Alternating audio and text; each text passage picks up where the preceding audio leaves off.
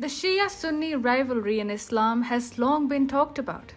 It has become the basis of an ongoing, intensifying geopolitical battle in the Middle East. After the Prophet's demise, his followers were divided. One section followed his close companion Abu Bakr, and this sect came to be known as the Sunni sect of Islam.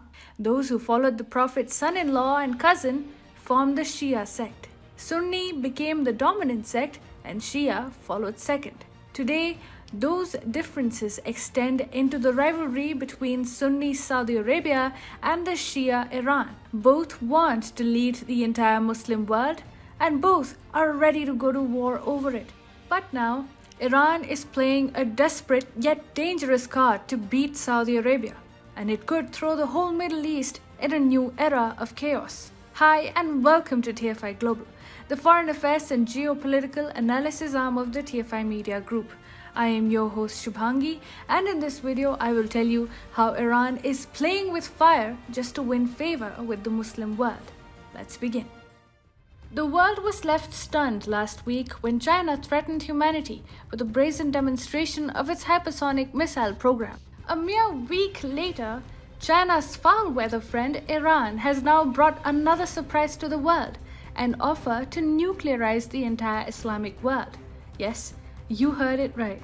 Iran has called on the entire Muslim Ummah to be the benefactor of Iran's nuclear technology for quote-unquote the welfare of the people and Islamic societies so that it can pave the way for a new Islamic civilization. The spokesman for the Atomic Energy Organization of Iran, Behrouz Kamalvandi, announced this bombshell offer on Saturday, expressing Iran's willingness to share its nuclear technology with Islamic nations for quote-unquote civilian purposes. Kamalvandi further said that we have made every effort here to reach the pinnacles of nuclear science and technology, and in spite of all the opposition and hostility in the international arena, in the nuclear industry we have achieved great achievements. We have invested everything in the path of achieving these great achievements, and we have dedicated our scientists, each of whom was a great man and scholar, to the promotion of Islam and the Islamic Ummah. Simply put, Iran has now put its nuclear technology up for sale to shore up its plummeting economy and ratchet up its cachet in the Islamic world. This also means Iran has now advanced its nuclear program up to a level from where it can easily help other countries go nuclear as well. It all started in the 1950s when Iran used to be an American ally. Washington's auspices were instrumental in the launch of Iran's nuclear program. But Western cooperation ceased to exist following the Iranian Revolution, and it was in the early 2000s when the US accused Iran of seeking nuclear technology for non-peaceful purposes for the very first time. Later on, Russia helped Iran by sending its nuclear experts to Tehran and played a key role in building Iran's first nuclear power plant, the Bushehr 1 reactor.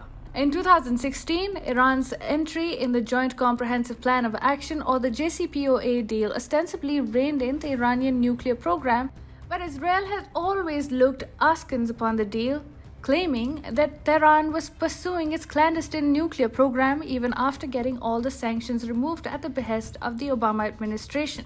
Trump's withdrawal from the JCPOA deal and ensuing crippling sanctions indeed weighed down Iran's nuclear program. However, Biden's presidency helped it steer back on track with loosened sanctions and lesser restrictions. And today, not only Iran has armed itself with devastating nuclear technology, but it is also threatening with arming the entire Islamic world with the same, purely for political reasons. Iran is desperately looking for political support in the Islamic world. The signing of the Abraham Accords and the ensuing bonhomie between Israel and the Arabs have severely hampered Iran's regional ambitions. Iran is now banking upon its advancements in the nuclear arena to seek support from the nations disgruntled with the new political order in the Middle East. For instance, the nations like Turkey and Qatar have always shared bitter ties with Arabs and Israel. Now, Iran would like to cash in on those differences to challenge Saudi Arabia's undisputed leadership of the Islamic Ummah. Iran's political ambitions are quite similar to Turkey's Ottoman-style adventurism in the region. The only difference is that Iran is offering its would-be allies the sought-after nuclear technology in return for their allegiance towards Tehran. Iran's nuclear program is a crisis in the making, viewed as an existential threat by Jerusalem and Riyadh. Israel has already allocated a $1.5 billion budget for carrying out an operation against Iran's nuclear apparatus, whereas Riyadh is now believed to be ramping up its defenses. The Times of Israel report also reveals that the Israeli Defense Forces will soon begin practicing for a strike on Iran's nuclear assets. In the beginning of this year, IDF Chief of Staff Aviv Kohavi had announced that he had instructed the military to begin drawing up fresh attack plans against Iran. So, if Iran starts arming Israel's rivals with deadly nuclear technology, Israel will highly likely launch an all-out war against Iran without having a second thought. On the other hand, a nuclear-armed Tehran could also set alarm bells ringing in Pakistan and the Taliban, who share ambivalent ties with Iran's Shiite rulers. Pakistan shares a border dispute with Iran.